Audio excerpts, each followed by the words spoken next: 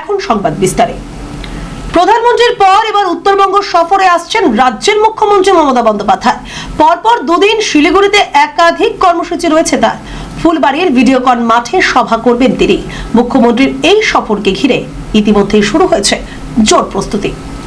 প্রশাসনিক সূত্রে খবর, মঙ্গলবার শিলিগুড়ির দীনবন্ধু মঞ্চে একটি সরকারি অনুষ্ঠানে যোগ দেওয়ার কথা রয়েছে মুখ্যমন্ত্রীর। এরপর অর্থাৎ বুধবার শিলিগুড়ির কাছে জলপাইগুড়ি জেলার অন্তর্গত ফুলবাড়ির ভিডিওকন মাঠে তিনি একটি সরকারি অনুষ্ঠান করবেন। মুখ্যমন্ত্রীর এই সফরকে ঘিরে ইতিমধ্যেই প্রশাসনিক স্তরে শুরু হয়েছে জোর তৎপরতা। জানা গিয়েছে এই দুদিনেই মুখ্যমন্ত্রী একাধিক সরকারি প্রকল্পের ঘোষণা এবং শিলান্যাস করবেন বলেই জানা যাচ্ছে। ইতিমধ্যে ফুলবাড়ির ভিডিওকন মাঠে মুখ্যমন্ত্রীর সভার জন্য শুরু হয়েছে মঞ্চ তৈরির কাজ। লোকসভা নির্বাচন এখনো ঘোষণা হয়নি, তার আগে মুখ্যমন্ত্রীর এই সভাকে গুরুত্ব সহকারে দেখছে রাজনৈতিক মহল। গত শনিবারই শিলিগুড়ির কাওয়াখালী ময়দানে সভা করেছিলেন প্রধানমন্ত্রী নরেন্দ্র মোদী। ঠিক তার দুদিন পর উত্তরবঙ্গে সভা করতে আসছেন মুখ্যমন্ত্রী।